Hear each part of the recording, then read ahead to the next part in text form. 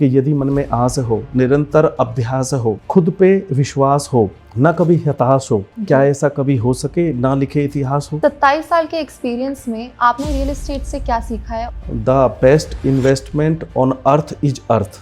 27 साल में कभी ऐसा हुआ है कि लोगों में कुछ हुआ हो कि नहीं विश्वास कर पा रहे हो, लेकिन फिर भी आपने कोशिश करी हो कि आप उस विश्वास को कायम रखें? समय विपरीत होता है जी। तो हम समझा नहीं पाते, और जब हम समझा नहीं पाते तो लोग जो समझते हैं सिर्फ वही समझना चाहते हैं। आप बुलंद हैं एकदम, तो आपने कभी कोशिश नहीं की कि आप पॉलिटिक्स में भी ट्राई करें? अच्छाई के लिए और सच्चाई के लिए, लोगों का भला करने के कभी पॉलिटिक्स की जरूरत नहीं होती, मैं ये मानता हूँ। यूथ को क्या सिखा सकते हो जो अब इसमें एंटर कर रहे हैं? अगर आपको अपने सपनों को पूरा करना हो, पैसा कमाना हो, मेहनत करनी हो, तो यहाँ सच्चाई और अच्छाई से बहुत कुछ पाया जा सकता है। तो आज के टाइम में सोशल मीडिया बहुत ज़्यादा इम्पैक्ट क्रिएट करता है, रियल एस्टेट में क्या इम्पैक्ट है? आप जो कहना चाहते हो, ये प्लेटफॉर्म है सोशल मीडिया, तो इसके माध्यम से आपके काम में कई गुना ज़्यादा तरक्की होती है। आपको बहुत सारी चीज़ें मिल जाती हैं, आपकी आवाज़ लोगों तक पहुंच जाती है, तो लोग जब आपसे जुड़ते हैं तो आपके व्यापार में बढ़ोतरी होती है। हमने आपकी जर्नी भी जानने की कोशिश करी है और हमें ये भी जाना है कि आप बहुत बार गिरे भी हैं, संभले भी हैं और खड़े भी हैं। अगर इंडस्ट्री में आगे जाके बॉबी भाटी जी फिर से गिरते हैं तो किस लेवल का कमबैक लेकर आएंगे? नमस्कार, मेरा नाम है खुशी अवस्थी और आपका स्वागत है हमारे शो में। हर बार हम शो के माध्यम से नए टॉपिक और नई फील्ड के बारे में बात करते हैं, कभी एजुकेशन, कभी फिल्में, कभी पॉलिटिक्स। आज का हमारा टॉपिक है रियल एस्टेट्स, जिसके बारे में लोग जानते तो हैं, इंटरेस्ट भी लेते हैं, बट नॉलेज की कमी अभी भी है। इसी के बारे में गौर से हम जानने के लिए आज लेकर आए हैं हमारे शो में श्री बॉबी भाटी जी को, जिनका हम बहुत बहुत स्वागत करते हैं। बॉबी भाटी जी का जो एक्सपीरियंस है वो है 27 साल का और वो प्रॉपटेक कंपनी प्राइवेट लिमिटेड के मालिक हैं। 27 साल का एक्सपीरियंस आपका जो रहा है सर, कब से आपने शुरुआत करी है और आज जब आप इस प्लेटफॉर्म पे बैठे हैं, किस तरीके से आप लोगों को अपना एक्सपीरियंस बता पा रहे हैं? थैंक यू वेरी मच खुशी, मुझे बहुत अच्छा लगा आपके प्लेटफॉर्म पे आके। मैं पिछले 27 साल से प्रॉपर्टी का काम कर रहा हूँ जी। और पहले हम ग्रेटर नोएडा में काम करते थे, लेकिन अभी हम यमुना एक्सप्रेसवे पे भी काम करते हैं, क्योंकि शहर जैसे जैसे बढ़ रहा है, लोगों की डिमांड जैसे बढ़ रही है, तो हम भी अपने एरिया को ऐसे ही बढ़ा रहे हैं। सर, अगर हम बात करें सोशल मीडिया की, तो आज के टाइम में सोशल मीडिया बहुत ज़्यादा इम्पैक्ट क्रिएट करता है। रियल एस्टेट में क्या इम्पैक्ट है? सोशल मीडिया के प्लेटफॉर्म पे जाके आपको आपकी जो रीच है वो बढ़ जाती है, लोगों को आपके बारे में पता चल जाता है कि आप रियल एस्टेट का काम करते हो, किस तरीके से कर रहे हो, आप जो कहना चाहते हो। ये प्लेटफॉर्म है सोशल मीडिया, तो इसके माध्यम से आपके काम में कई गुना ज़्यादा तरक्की होती है, आपको बहुत सारी चीज़ें मिल जाती हैं, आपकी आवाज़ लोगों तक पहुंच जाती है, तो लोग जब आपसे जुड़ते हैं तो आपके व्यापार में बढ़ोतरी होती है। रियल एस्टेट के कौन से सेक्टर में ग्रोथ रेट ज़्यादा है? रियल एस्टेट के अंदर कई सारे सेगमेंट आते हैं, फ्लैट्स हैं, प्लॉट्स हैं, रेजिडेंशियल है, इंडस्ट्रियल है, आबादी है, 6% के प्लॉट हैं, सेमी कमर्शियल प्लॉट है, बहुत सारे सेगमेंट हैं। अब आदमी की खुद की इच्छा के ऊपर है, उनकी नॉलेज के ऊपर है, उनकी रिक्वायरमेंट के ऊपर है जी। उनके ऑप्शन के ऊपर है कि वो अगर अपने पैसा को लगाना चाहती है तो किस सेगमेंट में जाएं वो लोग। अगर कोई रियल एस्टेट्स में एंटर करना चाहता है बतौर बिजनेसमैन या एंटरप्रेन्योर, तो वो किस तरीके से एंटर कर सकता है? क्या उसको... बहुत सारे ऑप्शन हैं। आज के टाइम में यूथ को जो पता है, जो उनके पास टेक्नोलॉजी है, जो उनके पास आइडियाज़ हैं, यदि उनका मिश्रण किया जाए व्यापार में तो व्यापार बहुत अच्छा हो सकता है। क्योंकि आजकल की जो जनरेशन है वो सोशल मीडिया के माध्यम से, AI टूल्स हैं, चैट GPT है और बहुत सारे ऐसे टूल्स हैं आज हमारे पास में, जिनकी वजह से हम अपने काम को बहुत आसानी से और बहुत जल्दी कर सकते हैं। अगर कोई लोन लेना चाहे या फाइनेंशियल हेल्प लेना चाहे तो रियल एस्टेट में किस तरीके से ले सकता है? लोन लेने के लिए प्रॉपर्टी का अथॉरिटी की प्रॉपर्टी होना ज़रूरी है, और आदमी के खुद के जो उनकी क्षमता के ऊपर भी है, वो व्यापार करते हैं, उनकी ITR कितनी है, उनकी जॉब है, नौकरी करते हैं, सरकारी नौकरी है, प्राइवेट है, उनकी सैलरी कितनी है, वो सब उस पर डिपेंड होता है। वो आज के टाइम पे ट्रस्ट जनरेट करना बहुत मुश्किल है। कोई आसानी से प्रॉपर्टी में घुसना नहीं चाहता और घुसना चाहता है तो भरोसा नहीं मिलता। भरोसा कैसे जीता जाए? एक्चुअली इसके बहुत सारे मायने हैं, क्योंकि व्यापार हमारे इंडिया के अंदर जो प्रॉपर्टी का व्यापार है कोई भी कर सकता है, उसके कोई पैमाने नहीं है। आपने 1 साल मेहनत की, आप भी कर सकते हो, और इसकी वजह से लोग थोड़ी सी जानकारी के अभाव में ना नुकसान उठा जाते हैं कभी कभी, क्योंकि विश्वास के अंदर आदमी कभी कभी क्या होता है, प्रॉपर्टी दिखाते कुछ हैं और उनको सेल कुछ करा देते हैं, उसकी वजह से नुकसान होता है। डॉक्यूमेंट की वजह से, पेपरों की वजह से, अथॉरिटी की जो चीज़ें हैं उनकी वजह से, तो बहुत सारे कारण हैं इसके बारे में। ओम प्रॉपटेक प्राइवेट लिमिटेड का सोशल मीडिया इम्पैक्ट कैसा है अभी पब्लिक में देखा जाए? हमारा पब्लिक में इम्पैक्ट अच्छा है, भगवान के आशीर्वाद से हम लोग मेहनत कर रहे हैं और जितनी मेहनत हम कर रहे हैं हमें उतना मिल भी रहा है। तो हम चाहते हैं कि अपने व्यापार को और बढ़ाएं हम, ताकि हमारा व्यापार, हमारी कंपनी, हमारी पहुंच लोगों तक पहुंचे, लोग हमसे जुड़ें, क्योंकि किसी भी व्यापार के लिए लोगों का जुड़ना बहुत ज़रूरी होता है। आपने अपना बिजनेस ग्रेटर नोएडा और यमुना एक्सप्रेस वे में ही क्यों रखा है, आप गुड़गांव में क्यों नहीं? एक्चुअली व्यापार की कोई परिभाषा नहीं होती, जो आपकी रीच है, जो आपकी पहुंच है, जहां तक आप व्यापार कर सकते हो, संभाल सकते हो, करने को तो ऑल इंडिया कर लो, लेकिन बात क्या है ना, आप यदि संतुष्टि से वो काम ना कर पाओ तो फिर करने का फ़ायदा नहीं है। तो मेरे हिसाब से जहाँ पे आप कर सकते हो, आसानी से कर सकते हो, जिनको संभाल सकते हो, संतुष्टि कर सकते हो पार्टियों की, जो भी आपके जो फाइनेंसर हैं, जो भी आपकी पार्टीज़ हैं, जो इन्वेस्टर हैं आपके, मतलब यदि आप उनकी संतुष्टि कर सकते हैं तो बेहतर होगा मेरे हिसाब से। स्कूल कॉलेज में ना बेसिक एजुकेशन तो दी जाती है, पर आपको नहीं लगता कि इस तरीके की एजुकेशन मिले लोगों को तो रियल एस्टेट के बारे में लोग बहुत पहले से जानने लगेंगे स्कूल एजुकेशन में, अगर हम इसको ऐड करें तो? एक्चुअली माँ बाप इसके बारे में बहुत सारे मतलब परिचित भी होते हैं। व्यापार की परिभाषा हमारे देश में ना अच्छे तरीके से परिभाषित नहीं होती जी। लोग कहते हैं कि यदि सरकारी नौकरी मिल जाएगी तो आपका जीवन सेफ हो जाएगा। तो सबसे पहले कोई भी माँ बाप है अपने बच्चे को सुरक्षा की दृष्टि से देखते हैं कि हमारा बच्चा सिक्योर हो जाएगा, इसकी एक बार सरकारी नौकरी लग जाए। लेकिन व्यापार के अंदर क्या है, हमारी जो पृष्ठभूमि रही है जी, हमारे देश की, हमारी संस्कृति जो पृष्ठभूमि है, जैसे कि माना मैं आपसे बात करूं, हमारे यहाँ पहले शादी होती है, उसके बाद प्रेम होता है। तो लोग पहले व्यापार करते हैं और सीखते बाद में। तो अगर व्यापार कोई पहले करेगा, उसके बाद अगर नुकसान होगा तो नुकसान की जो भाषा है, नुकसान की जो एक आवाज़ दूर तक जाएगी। तो फिर बहुत सारे लोग बोलेंगे देखो हमने पहले ही बोला था कि व्यापार ज़रूरी नहीं है, क्योंकि व्यापार में नुकसान होने के चांस भी बहुत होते हैं। 27 साल के एक्सपीरियंस में आपने रियल एस्टेट से क्या सीखा है और आप यूथ को क्या सिखा सकते हो जो अब इसमें एंटर कर रहे हैं? अगर आपको अपने सपनों को पूरा करना हो, पैसा कमाना हो, मेहनत करनी हो, तो यहाँ सच्चाई और अच्छाई से बहुत कुछ पाया जा सकता है। व्यापार को अगर संस्कार के साथ में मिलकर किया जाए तो संतुष्टि मिलती है। बहुत कुछ है जो रियल एस्टेट का काम है, क्योंकि मैंने कहीं पे पढ़ा था, the best investment on earth is earth. तो मेरे हिसाब से पूरी दुनिया में, जब से दुनिया बनी और जब तक दुनिया रहेगी, ज़मीन का व्यापार होता रहेगा। क्या आपको नहीं लगता इससे लैंड पॉपुलेशन बढ़ती जा रही है, लोग बढ़ते जा रहे हैं और पेड़ कट रहे हैं, इससे क्या आने वाले यूथ को हम दे पाएंगे एक बेटर एनवायरनमेंट? नहीं, उसकी वजह से जो आज के टाइम पे नुकसान हो रहा है, हमारे ग्लोबलाइजेशन में जो हो रहा है, जो एनवायरनमेंट में हो रहा है जी, उसके यही कारण है। तो सरकार को भी, लोगों को भी इसके बारे में थोड़ा सा सोचना चाहिए, विचार करना चाहिए। हमें पर्यावरण के लिए, प्रकृति के लिए हमें कुछ करना चाहिए ज़रूर, क्योंकि हमारा ये धर्म भी बनता है, हमारा कर्म भी बनता है। मार्केट में आपके कॉम्पिटिटर्स की बात करी जाए तो आप उनको खुद से कैसे अलग करते हैं, डिफरेंस बनाते हैं? एक्चुअली कंपटीशन का पैमाना बहुत कुछ तय करता है। तो हम कंपटीशन के तौर पे काम नहीं करते, हम जो हमारे कस्टमर हैं उनको संतुष्टि के तौर पे काम करते हैं। क्योंकि हम यदि कंपटीशन की बात करेंगे तो हमारा कंपटीशन हमारा खुद से ही है, हमारा किसी दूसरे से ऐसा कंपटीशन नहीं है। हमारी इच्छा के साथ हमारी स्वेच्छा भी बहुत ज़रूरी है। तो हम चाहते हैं कि जो हमारा ग्राहक हो वो संतुष्ट हो। सर, आपने अपनी जर्नी में जो भी फ़ायदे, तो एक कहते हैं अलग स्टोरी हो गई, लेकिन नुकसान को आपने कैसे कॉपरेट किया और एक बेहतर इंडस्ट्री में आप कैसे वापस आए हैं? नुकसान के बारे में आप सिर्फ एक ही कैलकुलेशन कर सकते हैं कि नुकसान जिस व्यापार में आपको हुआ है, फ़ायदा भी उसी में होगा आपको। क्योंकि यदि बड़ा नुकसान हुआ है आपके व्यापार से, आपको जो हुआ है, तो फ़ायदा भी उसी का होगा। हमारी गलतियों की वजह से हमें नुकसान होता है, जब हम गलतियों को सुधार लेते तो हमें फ़ायदा होता है।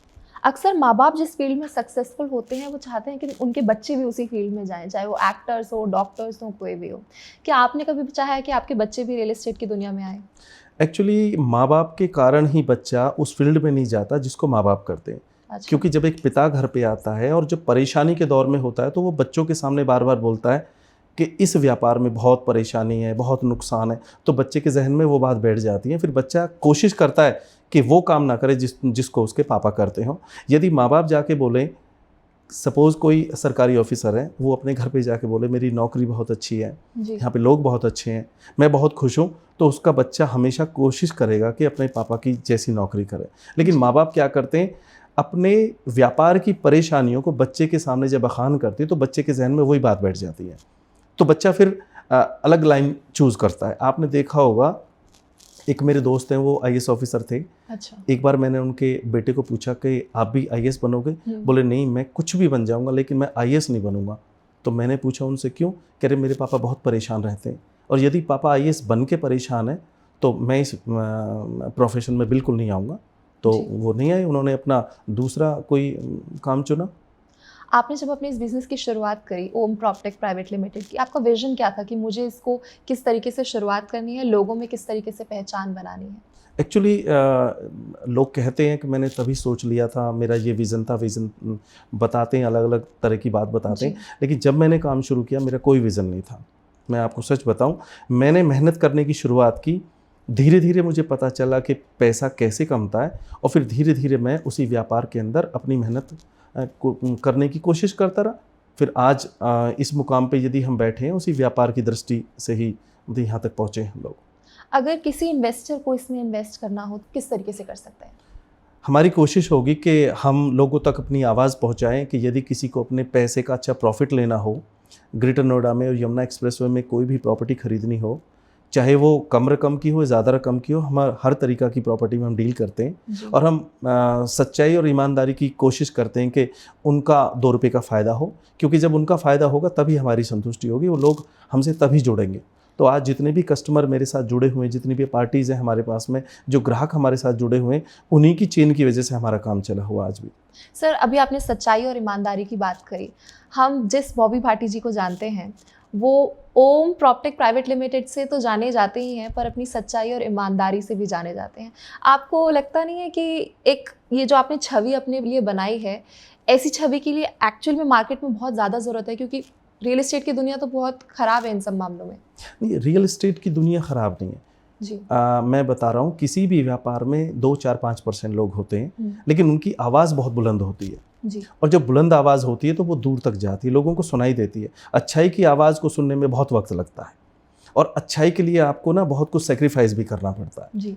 देखो, अगर आप कुछ सेक्रीफाइस नहीं करोगे, कुछ आपको कष्ट नहीं उठाने अगर पड़ेंगे तो आप ऐसे ही कामयाब नहीं हो जाओगे। कामयाबी बहुत कुछ मांगती है, उसके लिए धैर्य भी चाहिए आपको, पेशेंस चाहिए आपको, तो बहुत सारी चीज़ों का मिश्रण होता है, वही कामयाबी में तब्दील होता है। हमने आपके काफ़ी टाइम शब्द सुने हैं, आपकी बातें सुनी हैं, आपकी पंक्तियों को भी देखा है, तो आपको कभी लगा नहीं कि अब मेरा प्रॉपर्टी का जो बिज़नेस है वो अच्छा चल रहा है, 27 साल मैं दे चुका हूँ, अब अपने किसी करीबी को ये बिज़नेस दे देता हूँ अपने बच्चों को संभालने और मैं लिखने पे फोकस करता हूँ अब? नहीं, अभी तो मुझे लगता है कि मेरे व्यापार की शुरुआत है, क्योंकि जब कोई आदमी किसी भी व्यापार को करता है, बहुत अच्छा करने की कोशिश करता है, तो उसको हर वक्त लगता है। अब आप बच्चन साहब को देखो, अमिताभ बच्चन जी हर बार ये बात बोलते हैं कि मैं भी सीख रहा हूँ, तो सीखना जीवन में कभी ख़त्म नहीं होता। सर, हर सक्सेसफुल आदमी के पीछे एक औरत का हाथ होता है, तो आपकी जर्नी में आपकी वाइफ का कितना रोल रहा है? मेरी वाइफ का मेरी जर्नी में ऐसा ही रोल है जैसे लोग कहते हैं। एक्चुअली वाइफ का रोल जो होता है वो बहुत सारे सिद्धांतों से जुड़ा होता है। घर की मर्यादा होती है और औरत माँ भी होती है, औरत बीवी भी होती है, बहन भी होती है, बेटी भी होती है। तो इन लोगों के साथ यदि व्यापार जुड़ा रहे, संस्कार के साथ में जब आदमी व्यापार करता है तो हमेशा ही जय जयकार होती है। तो किसी भी आप इंसान को उठा के देखो, क्योंकि हमें समझाने और समझने की जो प्रक्रिया होती है, मैंने जैसे आपको बताया था कि समझने और समझाने के बीच का जो जीवन होता है वही हमें अच्छाई और बुराई का आभास कराता है। कभी कभी क्या होता है कि हम कुछ संघर्ष के समय में उनसे सलाह लेते हैं जिनको हम प्यार करते हैं, लेकिन हमें ये समझ नहीं आता कि हमें कभी कभी उनसे भी सलाह लेनी चाहिए जो हमें प्यार करते हैं। तो माँ बाप हुए, पत्नी हुई, बच्चे हुए, उनकी सलाह हमारे लिए कभी ख़राब नहीं होती, वो हमेशा जो हमें सलाह देंगे अच्छी ही सलाह देंगे। सर, आपका एक नाम बहुत फेमस है, लोग आपको गुरुजी बोलते हैं, क्या हम जान सकते हैं आपको गुरुजी क्यों बोला जाता है? एक्चुअली 97 से लेकर और 2025 तक मैंने करीब 70 बच्चों को काम सिखाया प्रॉपर्टी का। तो उन 70 के 70 बच्चों में से लगभग 35-40 बच्चे ऐसे हैं जो आज बहुत अच्छा काम कर रहे हैं। तो मैंने सुना था कहीं पे कि गुरु का अर्थ क्या होता है। गुरु का अर्थ होता है गु माने अंधकार और रू माने प्रकाश। जो आपको अंधकार से प्रकाश में लेके आए उसको गुरु कहते हैं। तो जीवन में यदि अच्छा करने का मौका मिलता है तो भगवान की इनायत होती है, उसकी रहमत होती है और वो मिलना बड़े सौभाग्य की बात होती है। तो मैं प्रभु का बहुत शुक्रगुजार हूँ, बहुत बड़ी कृतज्ञता अर्पित करता हूँ मैं कि उसने हमें मौका दिया कुछ अच्छा करने का, तो बस वो प्रयास जारी है, सब ऊपर वाले की इच्छा है। सर, लोगों में आपका नाम है, आपका काम एक मुकाम पे पहुंच चुका है और आपकी आवाज़ अच्छी है, आप बुलंद हैं एकदम, तो आपने कभी कोशिश नहीं की कि आप पॉलिटिक्स में भी ट्राई करें? नहीं, पॉलिटिक्स अच्छे लोगों की जर्नी है, बड़े लोगों की जर्नी है, जी। और पॉलिटिक्स में जिसको अच्छा करना है वो लोग कर भी रहे हैं। लेकिन मेरा मन है कि जिसमें मेरा मन करे मैं उसमें अच्छा करूं। तो अच्छाई के लिए और सच्चाई के लिए, लोगों का भला करने के कभी पॉलिटिक्स की ज़रूरत नहीं होती, मैं ये मानता हूँ। सर, बात करें अगर रियल एस्टेट के अंदर रेशियो की, तो लड़कों का ज़्यादा एम्प्लॉयमेंट रहता है या लड़कियों का? एक्चुअली सदियों से इतिहास रहा है जी। कि इंसान ने बहुत बार कोशिश की है जी। महिलाओं को, लड़कियों को व्यापार में लाने की, लेकिन कुछ गलतियों की वजह से फिर वो आगे नहीं बात बढ़ जी। पाती। लेकिन आज की जनरेशन में लड़कियां लड़कों से कम नहीं है, बहुत आगे बढ़ के काम कर रही हैं, वो बहुत अच्छे तरीके से काम कर रही हैं, क्योंकि महिलाओं में और लड़कियों में ना बहुत प्रभु बहुत शक्ति देते हैं, जी। तो वो बहुत बोल्ड होती है। अगर सॉफ्ट होती है तो बोल्ड भी बहुत होती है। जी। सर, प्रॉपर्टी से हटके, काम से हटके आपकी आम दिन में क्या रुचि रहती है? मेरी सबसे पहले स्टार्टिंग होती है, मेरी मम्मा है, मेरी जो माँ है वो जी। 93 ईयर्स की हैं, जी। 93 साल उनकी उम्र है। तो जी। मेरे घर की और मेरे सुबह उठने के बाद की शुरुआत होती है, मैं सबसे पहले उठ के अपने माँ के जो चरण हैं उनको स्पर्श करता हूँ, उसके बाद मेरे दिन की शुरुआत होती है। जैसे कभी कभी लोग बोलते हैं पूजा करो, भगवान की भक्ति करो, तो हो सकता है मैं पूजा ना कर पाऊँ, लेकिन मैं अपनी माँ को खुश रखने की कोशिश करता हूँ, क्योंकि मुझे पता है कि माँ बाप से बढ़ के दुनिया में कोई नहीं हो सकता। तो भगवान की भक्ति भी है और सब कुछ है, लेकिन मैं कोशिश करता हूँ कि मेरी माँ मेरे से खुश रहे।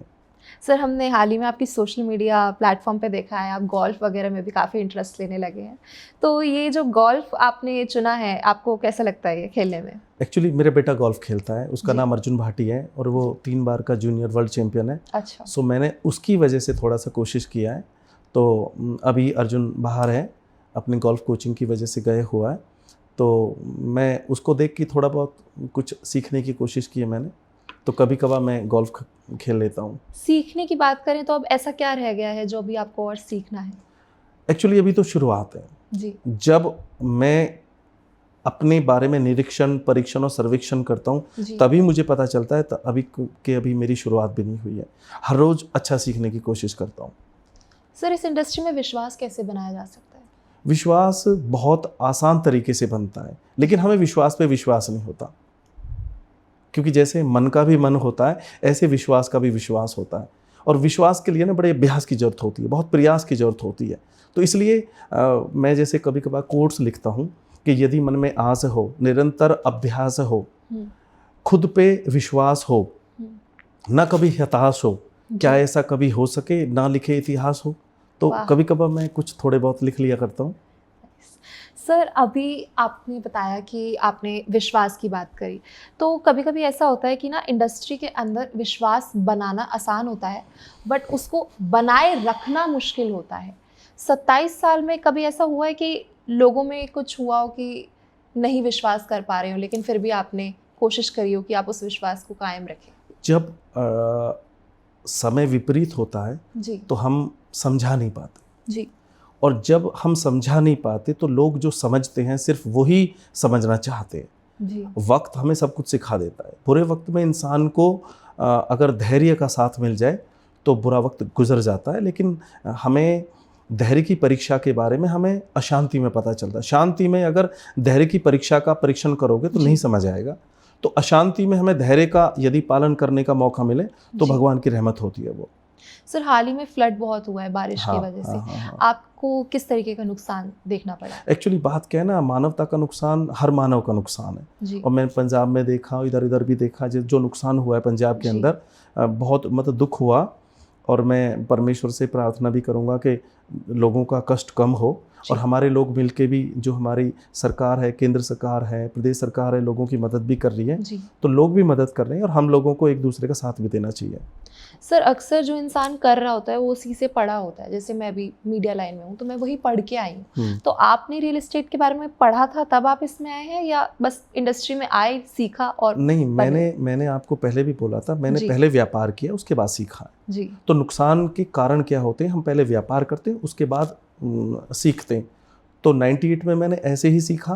तो फिर मैंने जो पैसे का लॉस किया, मैंने सोचा वो फीस थी मेरी। अगर मैं कहीं किसी कॉलेज में पढ़ता, मान के चलो मैं MBA की पढ़ाई करता, तो मेरे को फ़ी देनी पड़ती। तो जो नुकसान था मैंने उसको फ़ी समझा कि ये फ़ीस है उसकी, और फिर मैं आगे बढ़ा। ऐसे ही मैंने 2015 में जो नुकसान मेरे को हुआ उसको भी फिर मैंने ऐसे ही लिया, क्योंकि अगर मैं रुक जाता तो आगे बढ़ने के रास्ते बंद हो जाते। सर, काम में ना मन की शांति बहुत ज़्यादा ज़रूरी होती है, तो आप मन की शांति के लिए क्या करते हैं कि आपका स्पिरिचुअलिटी की तरफ किस तरीके से ध्यान है? विश्वास से बढ़ के कुछ नहीं होता। मैं मानता हूँ, जैसे मेरा नाम बॉबी भाटी है, किसी का नाम सलमान हो, किसी का नाम गुरविंदर हो, और किसी का नाम मान के चलो डेविड हो, तो हर किसी के इष्ट देव, हर किसी के प्रभु, हर किसी के भगवान अलग अलग हैं। जैसे मैं भगवान श्री राम में, श्री कृष्ण में, भगवान शिव शंकर में विश्वास रखता हूँ। अगर सलमान किसी का नाम हो तो वो खुदा में रखेगा, रब में रखेगा, और पैगंबर मोहम्मद साहब में रखेगा। ऐसे ही गुरविंदर यदि नाम होगा तो वो गुरु नानक साहिब में रखेगा, गुरु ग्रंथ साहिब में रखेगा।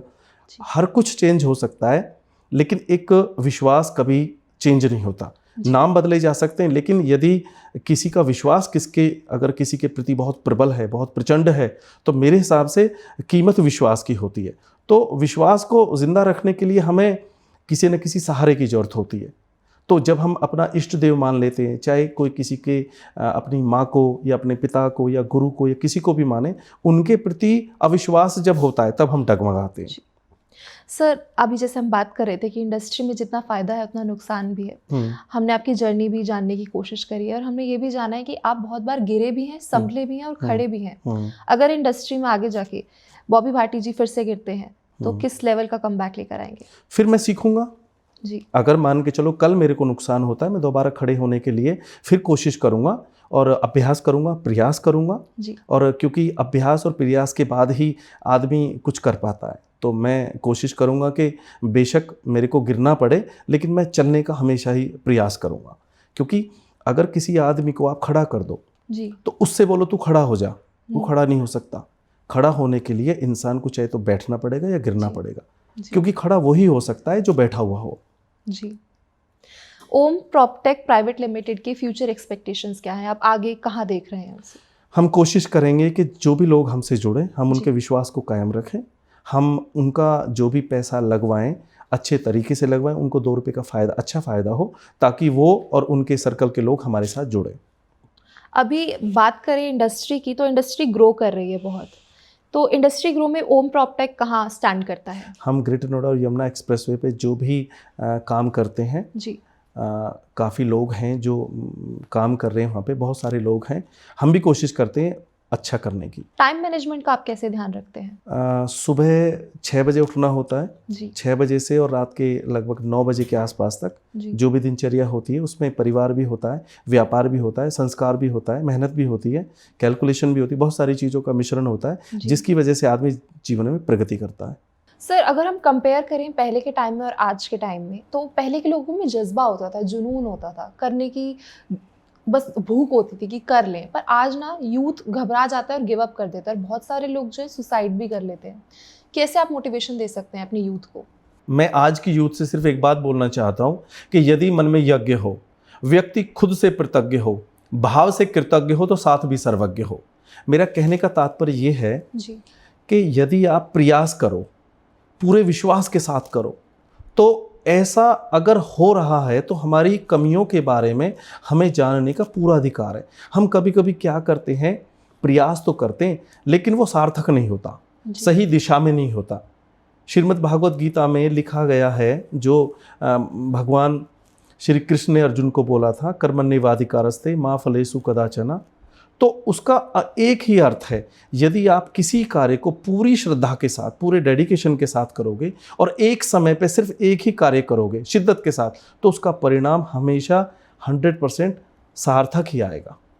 सर, लेकिन इंडस्ट्री में कई लोग ऐसा होता है, सालों साल एक ही कंपनी में रह के काम करते करते करते बूढ़े हो जाते हैं, पर कभी ना तो रिजल्ट मिल पाता है, ना ही उनको एक पहचान मिल पाती है। इच्छा, यदि मान के चलो आपने अपनी इच्छा से समझौता कर लिया, तो प्रगति कैसे होगी आपकी? प्रगति के लिए छटपटाहट की जरूरत है और शांति के लिए आपको अपने आप को समझाने की जरूरत है। आदमी कहता है मैं संतुष्ट, संतुष्टि और प्रगति में बहुत अंतर है। यदि आप संतुष्ट रहोगे तो प्रगति शायद ना कर पाओ, लेकिन प्रगति के लिए छटपटाहट की बहुत जरूरत होती है। तो यानी कि अगर आपको रिजल्ट चाहिए, अगर आपको अचीवमेंट्स चाहिए, तो आपको एक जगह रुक के नहीं रहना है। नहीं, बार बार प्रयास करना चाहिए आपको। जी। तो क्यों ना प्रयास करो आप। यदि आप प्रयास करोगे, लेकिन मन से हो प्रयास। दिखावे का प्रयास कभी फलित नहीं होता, उसका फल कभी नहीं आता। सर, इस इंडस्ट्री में स्कोप कितना है अनंत, अगर कोई खुद से बिजनेस शुरू करना चाहे? अनंत स्कोप है। देखो, जिसकी इच्छा बड़े बनने की है जी।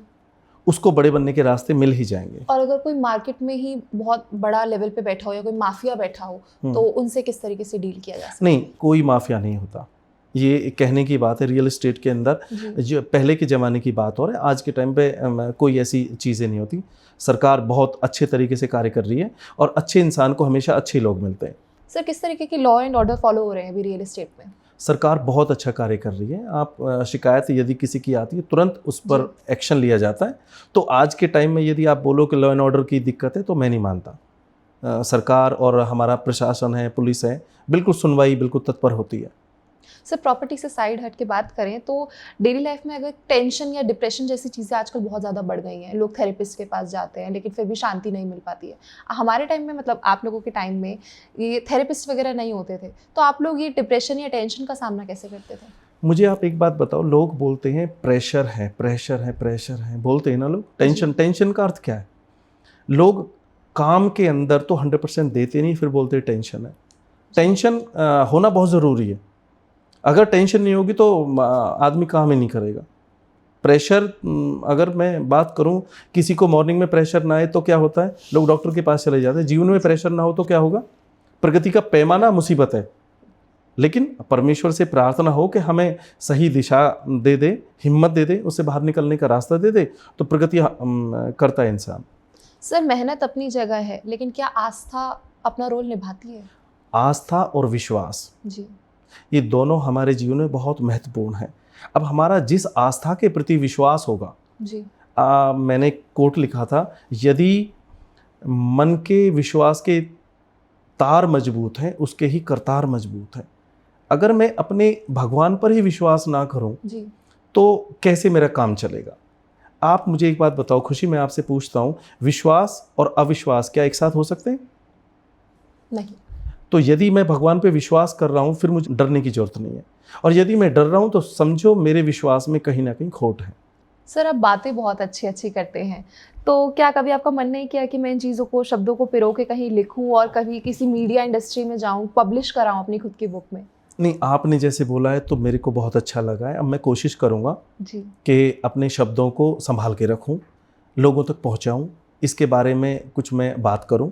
जी, क्योंकि मेरे को एक बात मालूम है, मेरे विश्वास के जो तार हैं वो मजबूत हैं, और ये प्रभु की इनायत है, उसकी रहमत है। क्योंकि मुझे लगता है ये हमारे और आपके विचार एक मोबाइल के सिग्नल की तरह हैं। यदि मोबाइल में सिग्नल नहीं होगा तो आप बात नहीं कर पाओगे। नहीं। तो मेरे खुद के विचार ये कहते हैं कि यदि हमें अच्छे विचार आ रहे हैं तो भगवान की रहमत है। और ये मैं प्रार्थना करूँगा मेरे परमेश्वर से कि ऐसे अच्छे अच्छे विचार मेरे आते रहने चाहिए। सर, हम जिस बॉबी भाटी को जानते हैं वो गिर कर खड़े हुए हैं, तो आप उन लोगों को क्या बोलना चाहेंगे जो अभी गिरे हुए हैं और खड़े होने की क्षमता रखते हैं और चाहते हैं कि वो आगे बढ़े? लोग कहते हैं कि हिम्मत रखो, लेकिन हिम्मत का पहला पैमाना नीयत होती है।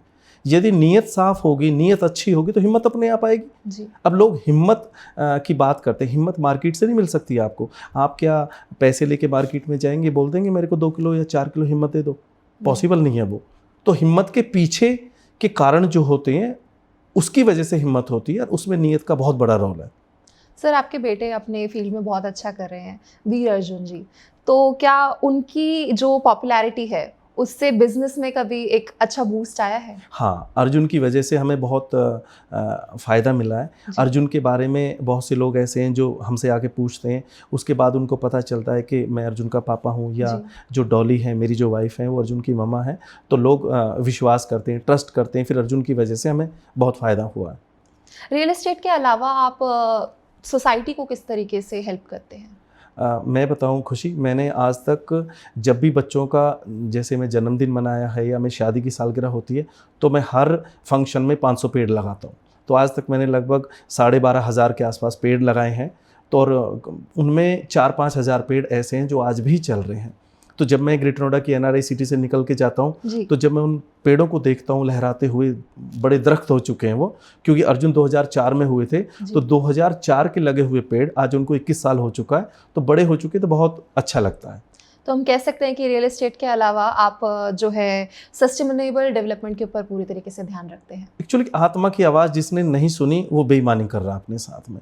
और ऐसा नहीं आत्मा हमें आवाज़ नहीं देती, आत्मा हमें बताती नहीं है, आत्मा हमें बताती है कि अच्छे कार्य करो। लेकिन फिर वही बात, अच्छे विचारों का आना भगवान की रहमत होती है, और वो अगर अच्छे विचार आ रहे हैं आपके पास, उनको आप कर्मों में तब्दील कर रहे हो, तो ये ऊपर वाले का आशीर्वाद है। आपने कहा अरेंज मैरिज के बाद लव शुरू होता है जी। तो डॉली जी के साथ आपके जो रिश्ते थे, आपने बताया था कि 10th क्लास से आप लोगों का शादी हो गया था, किस तरीके से आपने इस इंडस्ट्री में डॉली जी के साथ कदम रखा और शुरुआत करी? एक्चुअली कलेश हमें नरेश बनाते हैं, बशर्ते इंसान रुके ना। कलेश का मतलब जिसके जीवन में दुख ना हो जी। वो आदमी सुख की परिभाषा को परिभाषित कर ही नहीं सकता। हमारी जब शादी हुई थी 98 में जी। तो हमारी अरेंज मैरिज थी, तो मैंने डॉली को दूसरे दिन ही देखा था। अच्छा। उससे पहले हमारी कोई मुलाकात नहीं थी, और हम दोनों 10th में थे। हम दोनों ने शादी के बाद 11th किया, 12th किया, BA MA किया। तो मैं बेटे की वजह से पहले शुरू में उसके साथ नहीं था, डॉली उसी के साथ थी। अमेरिका वगैरह जो डॉली पहली बार गई थी अर्जुन को वर्ल्ड चैम्पियनशिप में लेके, उसके बाद जब व्यापार में मेरे को थोड़ा नुकसान हो गया तो फिर मैं अर्जुन के साथ लगा। डॉली को मैंने व्यापार में इसलिए लगाया क्योंकि अर्जुन बड़ा हो चुका था, तो डॉली ने बोला कि आप इसके साथ लग जाओ, थोड़ा अर्जुन बड़ा हो चुका है तो अभी मेरे संभालने में नहीं आ रहा, क्योंकि जब बच्चा बड़ा हो जाता है ना तो माँ से कम और पिता से ज़्यादा डरता है थोड़ा, तो वो डर भी बहुत ज़रूरी होता है। तो इसकी वजह से डॉली को मैंने 2017 के आसपास में व्यापार में शुरुआत कराई, और हम दोनों मिलकर व्यापार कर रहे हैं। तो रियल एस्टेट में आपके साथ साथ आपकी वाइफ भी इन्वॉल्व है? हाँ जी, हाँ जी। तो आप साथ में वर्क करते हैं? हम दोनों साथ में काम करते हैं। अच्छा। ओम प्रॉपटेक प्राइवेट लिमिटेड की शुरुआत जब आपने की थी तो कंपटीशन किस लेवल का था आज के टाइम से कंपेयर करें? 97 में जब मैंने शुरुआत की थी तो कोई कंपटीशन नहीं था। अच्छा। मुझे पता ही नहीं था कि क्या करना चाहिए, कैसे करना चाहिए। ये तो मैं आज बोल दूं मुझे शुरू से पता था तो अतिशयोक्ति अलंकार होगा। मैंने उस समय कुछ करने की कोशिश की थी, और धीरे धीरे भगवान के आशीर्वाद से होता चला गया। बस मैं उसी के साथ में लगा रहा, मेहनत करता रहा, और जितनी मुझे मेहनत जीवन में करनी चाहिए थी, जो आज लगता है, उतनी मैंने मेहनत की भी नहीं। पोटेंशियल के हिसाब से आज भी मैं जो मेहनत कर सकता हूँ या जो करनी चाहिए उसके हिसाब से बहुत कम है। तो जो आपने सीखने के लिए बोला था, अभी सीखने की शुरुआत है। तो आपको क्या लगता है आपकी शुरुआत खत्म कब होगी? मैं तो भगवान से प्रार्थना करूंगा कि शुरुआत कभी ख़त्म ना हो, मैं जीवन भर जब तक रहूं सीखता रहूं। अक्सर बच्चों के ना सपने अधूरे रह जाते हैं क्योंकि माँ बाप उनके सपनों को सपोर्ट नहीं दे पाते हैं, लेकिन आपने अपने बच्चे का पूरी तरीके से ध्यान रखा है, उनका सपोर्ट किया है। किस तरीके से आप अपने जो यूथ के पेरेंट्स हैं उनको इंस्पायर कर सकते हो कि वो भी अपने बच्चों की हेल्प करें और उनका करियर आगे बढ़ाने में उनको मदद दें? खुशी, मैंने देखा है कि माँ बाप बच्चे को समझाते हैं, कभी कभी बच्चे को समझते नहीं है। तो बच्चों को समझाना और समझना दोनों ही बहुत ज़रूरी है। मैं आपको एक वाक़या बताता हूँ, अमेरिका की बात है। वर्ल्ड चैम्पियनशिप थी अर्जुन की, और मैं और अर्जुन दोनों साथ में थे। अर्जुन के पैर में चोट लग गई थी। वर्ल्ड चैम्पियनशिप से 2 दिन पहले जब उसका नाखून निकल गया तो मैं रात को अर्जुन को हॉस्पिटल लेके गया। अच्छा। डॉक्टर ने मना कर दिया कि अर्जुन गोल्फ नहीं खेल सकते, लेकिन एक दिन में लगभग 12-13 किलोमीटर पैदल चलना होता है गोल्फ खेलने के लिए। अर्जुन ने लेकिन दूसरे दिन जिद करी कि पापा मैं बहुत मुश्किल से यहाँ पे क्वालिफाई होके आया हूँ, मेरे को गोल्फ की जो वर्ल्ड चैम्पियनशिप है वो खेलनी है।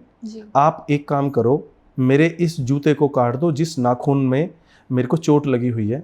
तो मैं वहाँ पे एक स्टोर पे गया, वहाँ से चाकू लेके आया। मैंने अर्जुन का वो जूता आगे से काटा। अर्जुन उस जूते को पहन के वर्ल्ड चैम्पियनशिप में खेले और वहाँ पे अर्जुन ने ट्रॉफी जीती। जिस जूते का ऑक्शन अर्जुन ने कोविड के टाइम पे किया था, और माननीय प्रधानमंत्री नरेंद्र मोदी जी ने अर्जुन के उस जूते के लिए सोशल मीडिया पे अर्जुन को धन्यवाद भी दिया, अर्जुन को बोला कि आपने बहुत अच्छा कार्य किया है।